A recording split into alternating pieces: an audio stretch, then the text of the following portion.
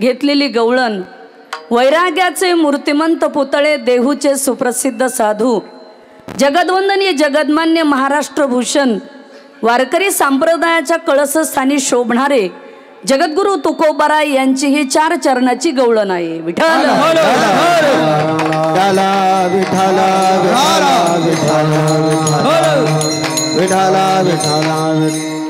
अल्पसा परिहार द्यायचा.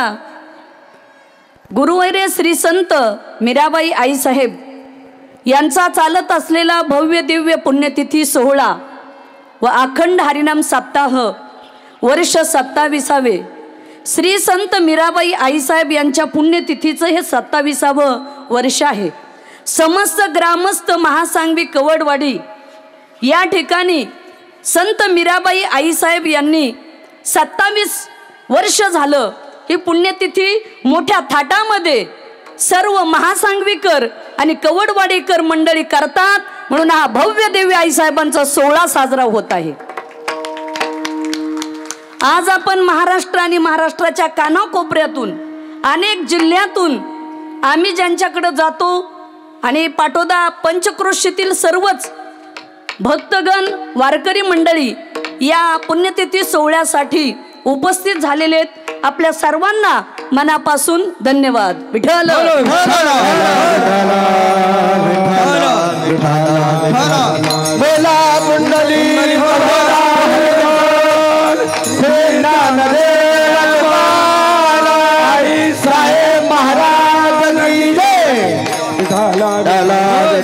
विठाला विठाला विठाला विठाला विठाला विठाला विठाला विठाला विठाला विठाला विठाला विठाला विठाला. गेल्या 8 दिवसापासून सप्ताहासाठी सर्व गायक वादक आमची महाराज मंडळी उपस्थित आहेत. सर्व सोशल मीडिया मंडपवाले स्पीकरवाले सर्वच या ठिकाणी उपस्थित आहेत.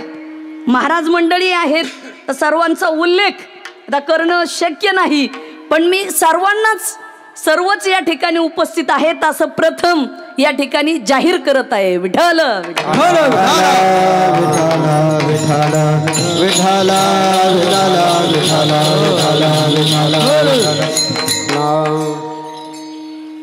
संत भगवान बाबा श्री संत वामन भाऊ महाराज, श्री संत गुरुवर्य भीमसिंह महाराज यांच्या कृपा आशीर्वादाने हे संस्थान 50-60 वर्षापूर्वी उभा राहिलं. श्री संत मीराबाई आईसाहेबांनी या संस्थांचा पाया भरला, रोपटं लावलं. इवलेसे रोप लाविले द्वारी त्याचा वेलू गेला गगनावरी. छोटंसं भक्तीचं धर्माचं रोपटं लावलं आणि समस्त गावकरी महासांगवी आणि कवडवाडी त्यांनी त्या भक्तीच्या रोपट्याला पाणी घातलं आणि त्या रोपट्याचा आज वटवृक्ष या संस्थांमध्ये दिसत आहे. ही केलेली गावांनी आणि परिसराने केलेली खऱ्या अर्थाने क्रांती आहे. महाराष्ट्रभर पुरुषाची संस्थानं अनेक ठिकाणी आहेत, पण अपवादात्मक हे महिलाचं संस्थान म्हणजे संत मीराबाई आईसाहेबांनी उभा केलं आणि याच्या पाठीमागे भगवान बाबांचा आशीर्वाद आहे. म्हणून हे संस्थान एवढं मोठं उभा राहिलं. गुरुवर्य भीमसिंह महाराज यांनी सुद्धा याच्यामध्ये मोलाचं कार्य केलेलं आहे. विठ्ठल विठ्ठल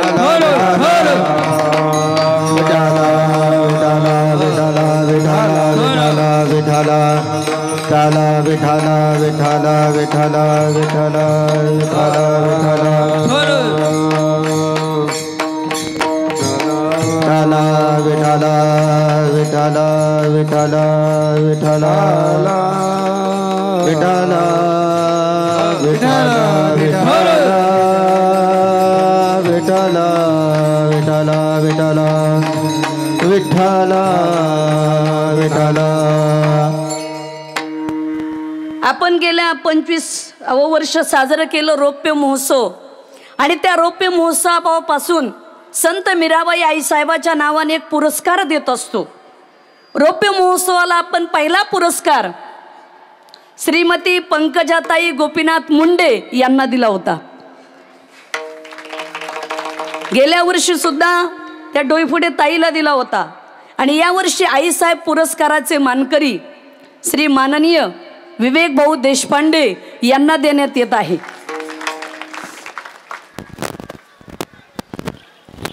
तेव्हा गेली 8 दिवस झालं हा आपला सप्ताह चालू आहे. आमचे बिभीषण महाराज असतील कोकाटे, सांगळे महाराज, काळे महाराज, आमचे सत्यवान महाराज, जायबाई महाराज, इकडे दगडू दादा, वनवे महाराज, संगीताताई महाराज, इकडे आमचे माऊली महाराज, ज्यांचं विण्यामध्ये 12 तास नाचा म्हणले तरी ते नाचायची तयारी आहेत, ते आहेत. उत्कृष्ट मृदंग वादक गणेश महाराज, प्रवीण महाराज सर्वच उपस्थित आहेत. तांबडे महाराज, गणेश महाराज, तसेच हरिभक्त पारायण पांडुरंग महाराज आंधळे यांची उपस्थिती आहेत. पत्रकार, चित्रकार, कीर्तनकार या ठिकाणी आमचे स्पीकरवाले दीपक भाऊ असतील, ते कोपरगाववरून आलेले आहेत. राधेश्यामचं मंडप आहे आणि ज्यांचं यूट्यूब चॅनलच्या माध्यमातून महाराष्ट्र काय देशभर आमचं कीर्तन प्रवचनाचा प्रचार प्रसार केला, असे जे यूट्यूब चांगल्या पद्धतीने सोशल मीडिया चालवतात असे सांगळे सर या ठिकाणी उपस्थित आहेत. आज नवले साहेब आहेत, डॉक्टर आहेत, वनवे सर्वच या ठिकाणी उपस्थित आहेत. बिनवडे महाराज आहेत, त्यांनी मृदंगाची साथ गेली 8 दिवस या मंडळींनी दिली. हरिभक्त पारायण मुंडे महाराज आहेत, त्यांची उपस्थिती या ठिकाणी लाभलेली आहे. काहींचा सत्कार काल केलेला आहे, काहीचा नंतर करू, काहीचा राहिलेल्याचा उल्लेख मी परत करील सत्कार करताना, म्हणून आता वारकऱ्यांचा अगोदर केला आहे. हे आपले काय ना घुले महाराज यांची उपस्थिती. विठ्ठल विठ्ठल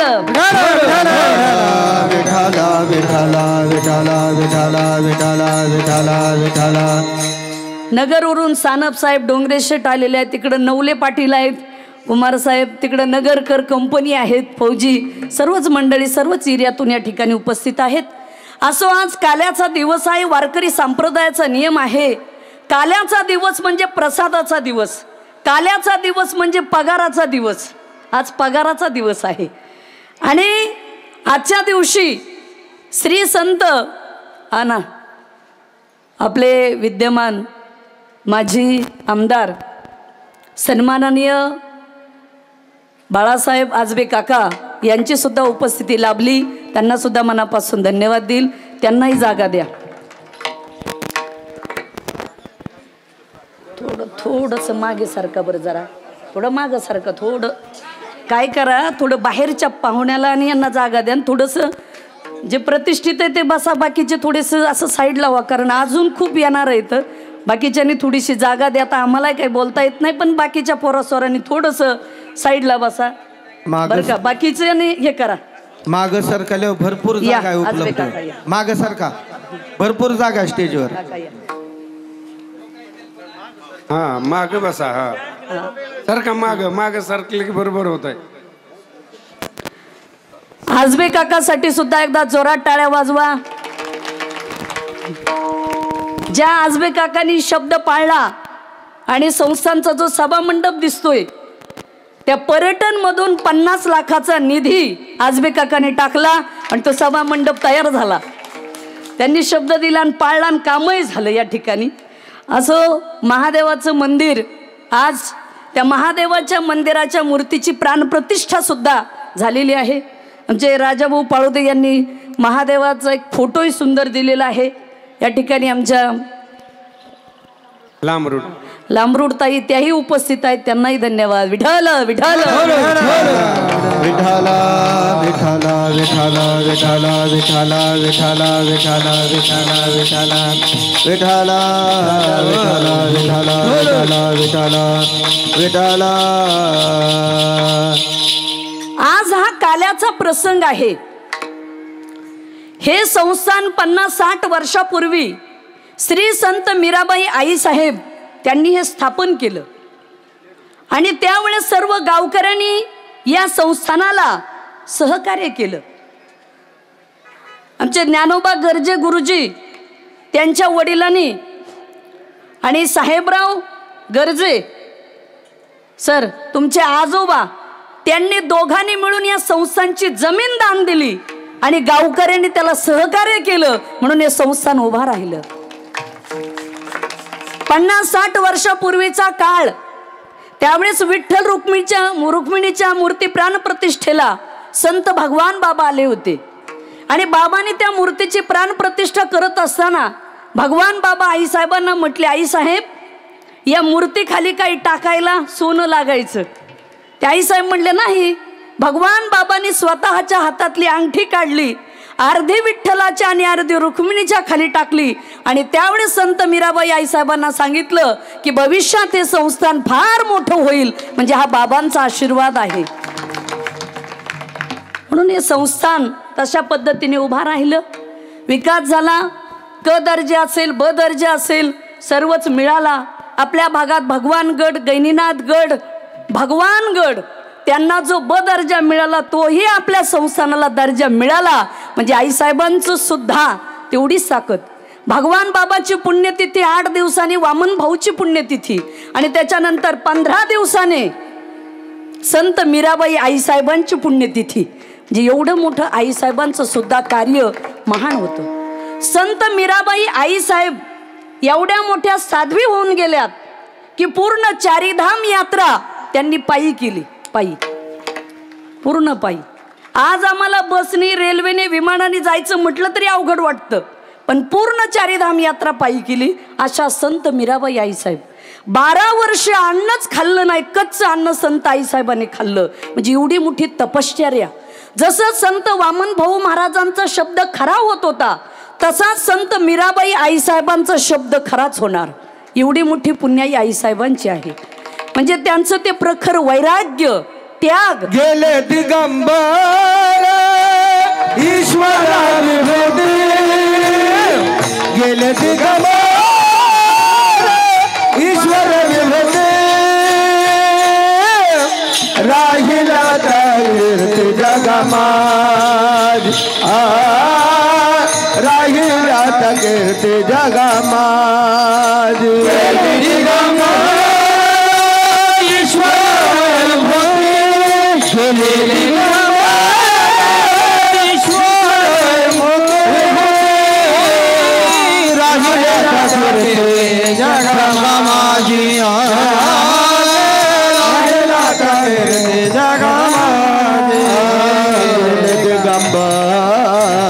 ईश्वर विभूति बोला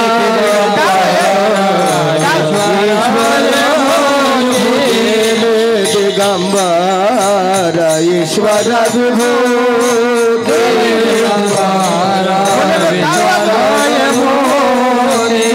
दिगंबर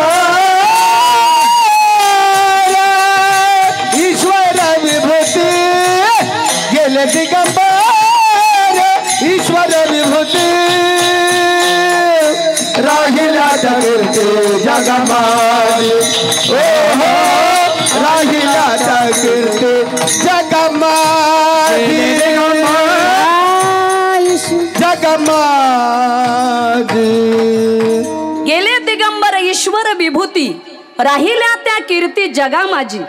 संत म्हणजे ईश्वराची विभूती असते, ही कीर्ती त्यांची पाठीमागं राहिली. तसं संत मीराबाई आईसाहेबांची कीर्ती ही महान झाली. आम्ही एक वेळेस मंत्रालयात गेलो, बरेच अधिकारी वर्ग, आजबे काका, पण ते म्हणले आईसाहेब तुमच्या संस्थानला आम्ही ओळखतो, ऐकू नयेत. म्हणलं मग टाका निधी, काहीच अडचण नाही. ते म्हणले तुमची फाईल पाहिली की आम्ही सरकवतच असतो. बऱ्याच वेळा हे आपले धनराज भाऊ गुट्टे आहेत, आम्ही मंत्रालयामध्ये अधिकारी मंडळीकडे जाण्याचा योग येतो. कीर्ती असते संतांची. तुमचं आमचं काही नसतं, संतांची कीर्ती असते. तसं प्रसिद्धी ही मिळवावी लागते आणि कीर्ती ही भगवंताची देण असते. कीर्तिमुखी त्यांचे नारायण, हो हो, कीर्तिमुखी त्यांचे नारायण,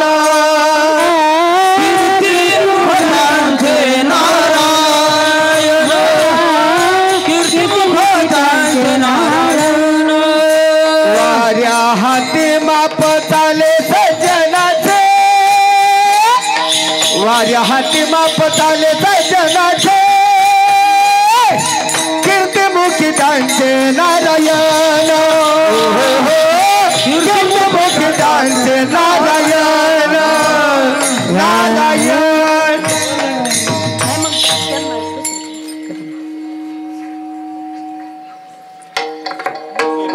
आपले टीव्ही चॅनल वाले ते सुद्धा आले, त्यांना सुद्धा धन्यवाद.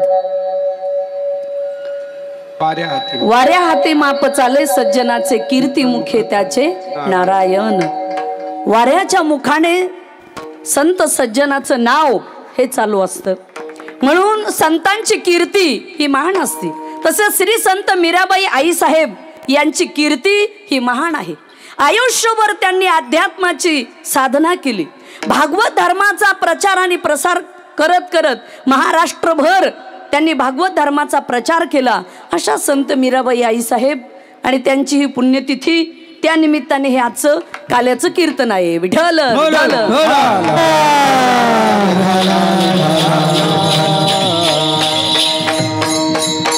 ज्ञानेश्वर महाराजांनी 18 अध्याय ज्ञानेश्वरी लिहिली. तिची समाप्ती शेवटी प्रसादाने केली. आपण मंदिर बांधतो, पण मंदिर पूर्ण तेव्हा होतं की जेव्हा शिखरावर कळस बसतो. तसं काल्याचं कीर्तन म्हणजे प्रसादाचं कीर्तन. काल्याचं कीर्तन म्हणजे समाप्ती, तिथं पूर्णविराम येतो, त्याला काल्याचं कीर्तन म्हणतात. तसं आज काल्याचं कीर्तन, आजचा नियम असा आहे की भगवंताने ज्या गोकुळामध्ये लीला केल्या त्याचं वर्णन करणं म्हणजे काल्याचं कीर्तन आहे. चरित्र देवोचारावे, चरित्र देवोचारावे, चरित्र देवोचारावे, चरित्र देवोचारावे. केले देवे गोकुळी, केले देवे गोकुळी, तारू भवसागरी ते भवसागरी ते.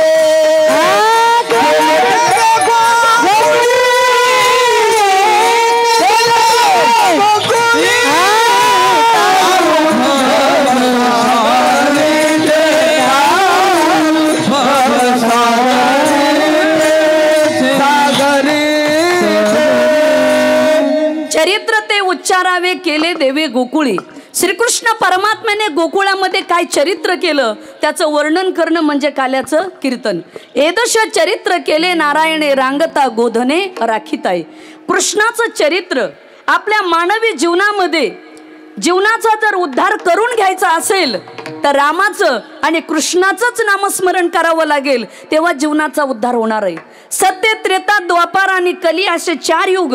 पण कलियुगामध्ये माणसाला आयुष्य कमी आहे. कमी काळामध्ये तुमचा जर उद्धार करायचा असेल तर तुम्हाला नामस्मरण करावं लागेल, तेव्हा उद्धार होईल.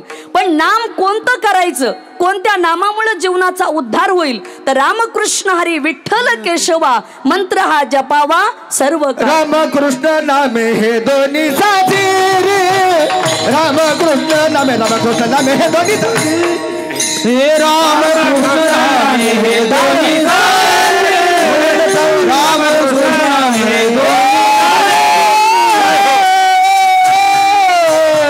रामकृष्ण नामे हे दोन्ही साथी, रामकृष्ण नामे हे दोन्ही साथी, रामकृष्ण नामे हे दोन्ही साथी, रामकृष्ण नामे हे दोन्ही साथी, रामकृष्ण नामे हे दोन्ही. हृदय मंदिरी स्मराकारे,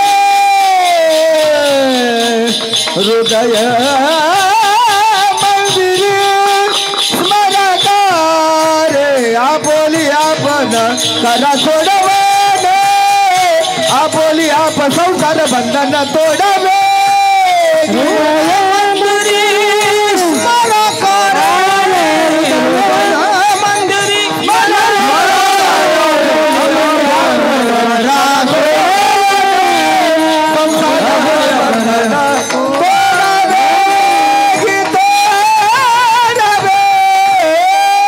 रामकृष्ण नामे हे दोन्ही साजेरी हृदय मंदिरी स्मरा करे. हृदयाच्या मंदिरामध्ये रामाचं आणि कृष्णाचं नामस्मरण करा म्हणजे जीवनाचा उद्धार होईल.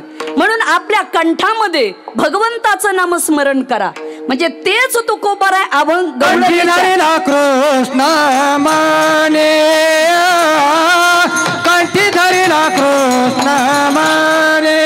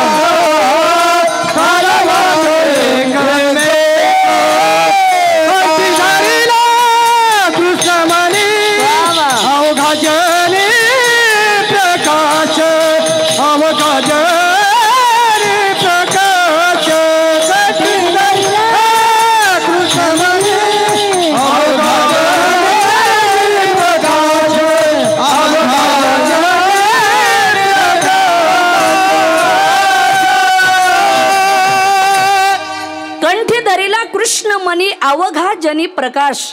तुकोबाराय म्हणतात तुमच्या कंठामध्ये कृष्णमणी जर धारण केला तर जीवनाचा उद्धार झाल्याशिवाय राहणार नाही.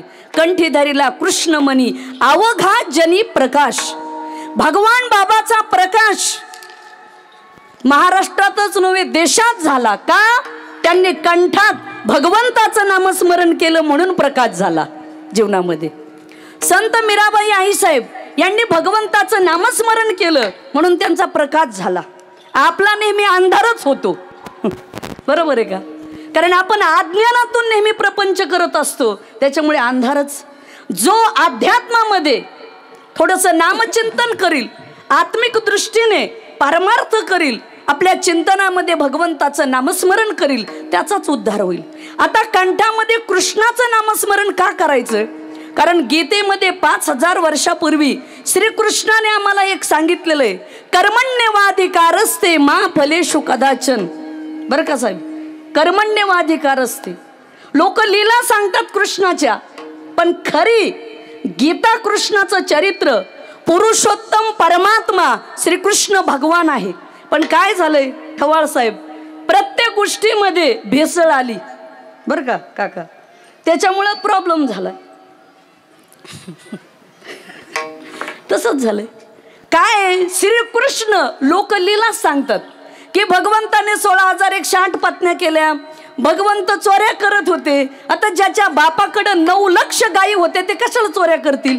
भाऊ काय पत्रकार काय सांगतील? काकू अजिबात नाही ना, अजिबात नाही. पण हे रूपक आहे. नाही तर एक गवळण अशी नवीन आली होती, राधे चल माझ्या गावाला जाऊ, सारं गोकुळ फिरून पाहू. अरे तूच तुझ्या बायकोला मोटरसायकलवर टाकून फिरून आण पाठवता बीड सर्व महाराष्ट्र. काय गवळणी काढल्यात काय सांगो. तुम्हाला वाटतं का आमच्या सुद्धा क्षेत्रात पाडुदे साहेब फार अवघड होऊन बसलेले. शपक म्हणजे जे प्युअर आहे, जे निरस आहे ते सांगा ना, जे खरं ज्ञान आहे ते. श्रीकृष्णाने ज्या 16,108 स्त्री आहेत ना,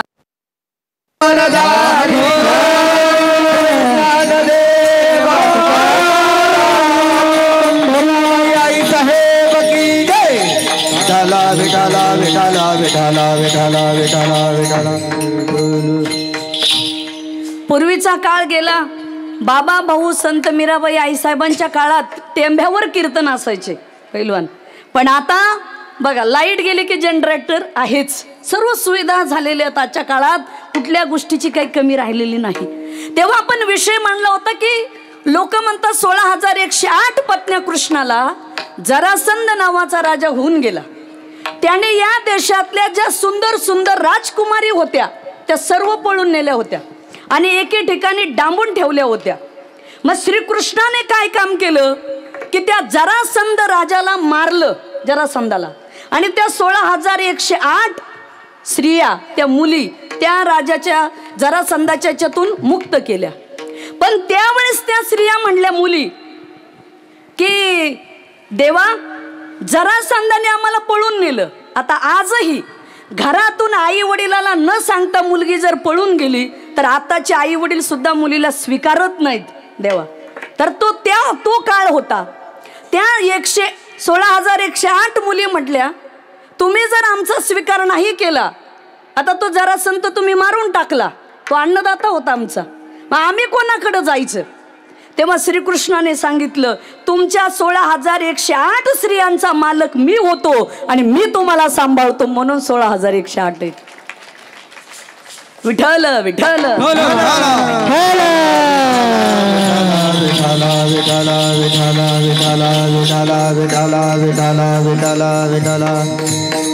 श्रीकृष्णाने उलट असा बोध केलाय गीतेमध्ये, कर्म करा.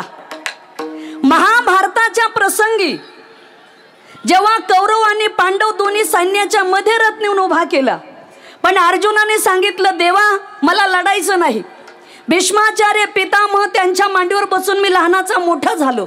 द्रोणाचार्यांनी धनुर्विद्या शिकवली, माझे आप्तेष्ट आहेत, नातेवाईक आहेत, मी लढत नाही. त्यावेळेस श्रीकृष्णाने अर्जुनाला सांगितलं, अर्जुना सांडी हे मूर्खपण, उठी घे धनुष्यबाण. अर्जुना मूर्खपणा सोड आणि हातात धनुष्यबाण घेऊन लढ. आयुष्यात एक वाक्य नक्की लक्षात ठेवा, सडत सडत जगण्यापेक्षा लढत लढत जगा, त्याला म्हणतात जगणं. आणि कधी माणसाची लढावी वृत्ती असली पाहिजे हो, लढावी वृत्ती असली पाहिजे. आणि भूमिका घेण्याची धमक तुमच्यामध्ये असली पाहिजे. भूमिका आज संत मीराबाई आईसाहेब यांच्या या पवित्र गादीवरून सांगेन, आपल्या हिंदू धर्माचा सर्वात मोठा विजय केव्हा झाला? ज्यावेळेस देशाचे पंतप्रधान नरेंद्रभाई मोदी यांनी अयोध्येत राम मंदिर उभा केलं, याला म्हणतात भूमिका. साहेब, भूमिका असावी तर अशी असावी, पण अलीकडं माणसं भूमिकाच घ्यायला तयार नाहीत, सदा न्यूट्रल. बरं का, सदा न्यूट्रल, घेरच टाकत नाहीत. आणि तुम्हाला सांगू का, जी माणसं न्यूट्रल आहेत का ती सगळ्यात धोकेबाज असतात. जय होईल पराजय होईल, पण भूमिका तर घ्या. भूमिका नाही. महाभारतातला प्रसंग आपल्याला सांगून जाईल महाराज. कौरव पांडवाच्या युद्धाच्या प्रसंगी, हे युद्ध तर झालं पुढं, पण ज्यावेळेस द्रौपदीचं वस्त्रहरण होतं प्रसंग, मला एक सांगा, जेव्हा दुःशासन दुर्योधन द्रौपदीच्या अंगावरची साडी काढायला आज्ञा देतो दुर्योधन, आणि दुःशासन साडीला हात लावतो, मला सांगा त्यावेळेस ज्येष्ठ असे भीष्माचार्य होते. भीष्माचार्य जर म्हटले असते ना, खबरदार दुःशासना, द्रौपदीच्या साडीला हात लावायचा नाही, तर कदाचित हा अनर्थ टळला असता. पण ज्या वेळेस या महाराष्ट्रात आणि देशात शहाणी माणसं गप बसतात, त्या वेळेस मूर्ख लोकांचा सुळसुळाट होत असतो. म्हणून शहाण्याने भूमिका घ्याव्या लागतात. कुठेतरी भूमिका घ्या. बरोबर आहे का? त्याही काळात हेच घडलं, वेगळं काहीच नाही. बरं का काका, महाभारतातही तेच झालं, आजही तेच आहे आणि पुढेही तेच आहे, वेगळं काही नाही. भावकीचं भांडण म्हणजे महाभारत. आपण जे मिळवलं ते दुसऱ्याला द्यायची इच्छाच नाही म्हणजे महाभारत. चुलता पुतण्याचं भांडण म्हणजे महाभारत. काय वेगळं? आणि आज महाराष्ट्रात चाललंय ते महाभारतच आहे, वेगळं काहीच नाही. तुम्हाला वाटतं आता अलीकडं लोक म्हणतात की फार अवघड झालं, सध्या जगामध्ये फारच विचित्र चाललंय. काही नाही, बघत राहा. याच्यापेक्षा सत्ययुगात वाईट परिस्थिती होती. आणि बऱ्याच काळानंतर गुगे साहेब, सांगळे साहेब, हे घडल्या जातं. बऱ्याच काळ गेला ना की हे घडल्या जातं. कधी कधी पाहायचं असतं. आणि सध्या तर कलियुग आहे, त्याच्यामध्ये ह्या गोष्टी चालणारच आहेत. विठ्ठल विठ्ठल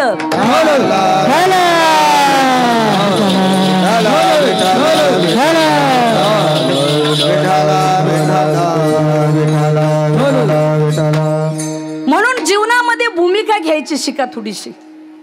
देशाचे पंतप्रधान मोदीजींनी भूमिकाच घेतली. राम मंदिर अयोध्येमध्ये उभा राहिलं. खरं हिंदू धर्माचा त्या दिवशी सगळ्यात मोठा विजय झाला, सर्वात मोठा. आणि बनलं ना अयोध्येमध्ये मंदिर रामाचं. काय अयोध्येमध्ये मंदिर बनलं?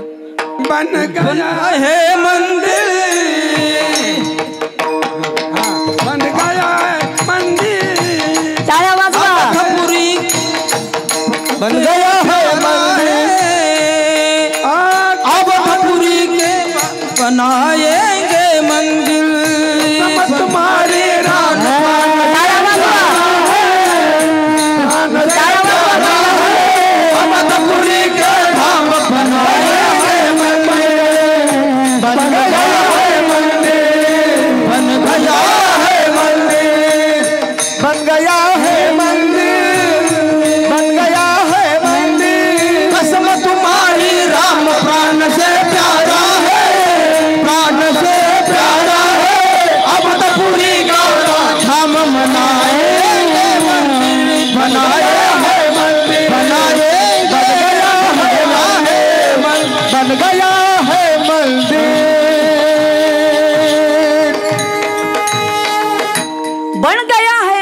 बनाएंगे नाही, बनलं. आपल्या आईसाहेब संस्थांच्या विद्यार्थिनी माईक जवळ या. तेव्हा राम मंदिर उभा राहिलं. आणि आपण जसा प्रत्येक घरोघरी दिवाळीचा दिवा लावून दिवाळी साजरी करतो, तसं ज्या दिवशी अयोध्येत राम मंदिर उभा राहिलं त्या दिवशी सगळीकडे या देशामध्ये दिवे लागले होते, प्रत्येकाच्या घरी दिवाळी साजरी झाली होती. एवढं मोठं भाग्य. हर्षली अयोध्या नगरी, हर्षली अयोध्या नगरी, हर्षली अयोध्या नगरी, हर्षली अयोध्या नगरी. श्रीरामाच्या जय घोषाने, श्रीरामाच्या जय घोषाने, श्रीरामाच्या जय घोषाने. दीन जनाच्या धरी हर्षली अयोध्या नगरी, हर्षली अयोध्या नगरी. काळे महाराजांनी गोड गायलं, अयोध्या नगरी हर्षली, आनंद झाला.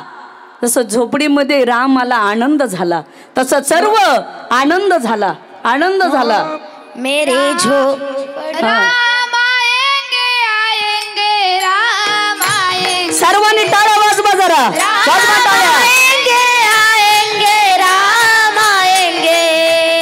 मेरे झोपड़ी के जय हो जाएंगे राम आएंगे. मेरे झोपड़ी के बाग फूल जाएंगे राम आएंगे. राम आएंगे आएंगे राम आएंगे. राम आएंगे आएंगे राम आएंगे. मेरे झोपड़ी के बाग आज फूल जाएंगे राम आएंगे. मेरे झोपड़ी के बाग आज फूल जाएंगे राम आएंगे. राम आएंगे तो अंगना सजाऊंगी, दीप जला के दिवाली में बनाऊंगी. राम आएंगे तो अंगना सजाऊंगी, दीप जला के दिवाली में मनाऊंगी. राम आएंगे तो अंगना सजाऊंगी, दीप जला के दिवाली में मनाऊंगी. राम आएंगे तो अंगना सजाऊंगी, दीप जला के दिवाली में मनाऊंगी. जय हो जाएंगे राम. जय श्री राम. झोपड़ी में बाग आज फूल जाएंगे राम आएंगे. मेरे झोपड़ी के बाग आज फूल जाएंगे राम आएंगे. मेरे झोपड़ी के बाग आज फूल जाएंगे राम आएंगे. मेरे झोपड़ी के बाग आज फूल जाएंगे राम आएंगे. मेरे झोपड़ी के बाग आज फूल जाएंगे राम आएंगे. राम आएंगे, राम आएंगे. वा, गौरीताई आणि ज्ञानेश्वरीताईसाठी जोरात टाळ्या वाजवा. आमच्या संत मीराबाई आईसाहेब संस्थांच्या ह्या विद्यार्थिनी आहेत.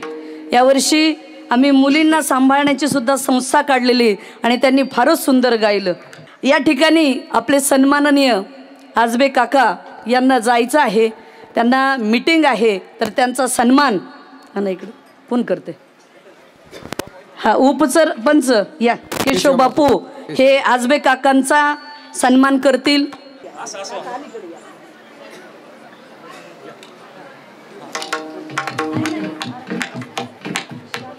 काय होतंय असं मागवा बापूंचा मागवा फोटो फोटो